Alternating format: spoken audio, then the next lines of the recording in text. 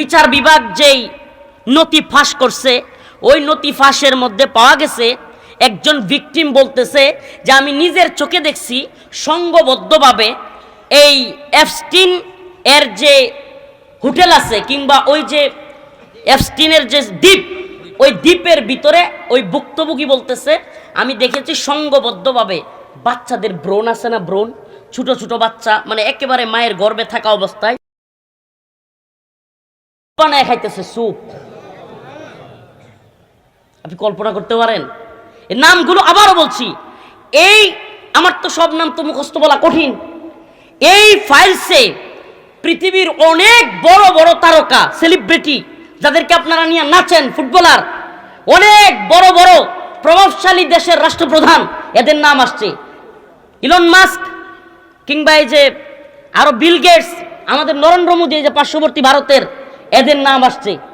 অসংখ্য লোকের নাম আসছে। বাংলাদেশের একটা প্রতিষ্ঠানের নাম আসছে শুনলাম, মহাখালীতে সম্ভবত, আইসিটিডিআরবি। প্রিয় ভাইরা আমার, এদের নেটওয়ার্ক এত বিস্তৃত আপনি কল্পনাও করতে পারবেন। বলবেন হুজুর এরা এতটা নৃশংস কিভাবে?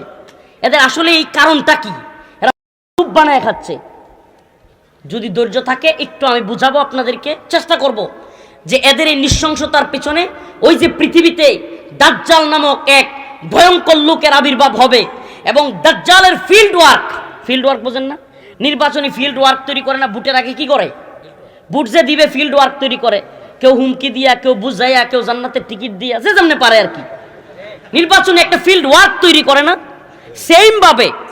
সেম ভাবে দাজ্জাল আসার আগেও একটা ফিল্ড ওয়ার্ক তৈরি হবে পৃথিবীতে এবং দাজ্জালের একটা বাহিনী হবে। আপনি মনে করেন না যে দাজ্জাল হঠাৎ করে একদিন আসবে, আইসাই পুরো পৃথিবীর নিয়ন্ত্রণ নিয়ে নেবে। এটা অসম্ভব যে দাজ্জাল আসলো আর পৃথিবীর নিয়ন্ত্রণ নিয়ে নিল। প্রিয় ভাইরা আমার, এই জন্য দরকার পৃথিবীর যত ক্ষমতাসীন থাকবে দাজ্জাল আসার আগে সকল ক্ষমতাসীনদেরকে দাজ্জালের হাতে নেওয়া দরকার আছে না? আমার কথা মনে হয় বুঝেন নাই।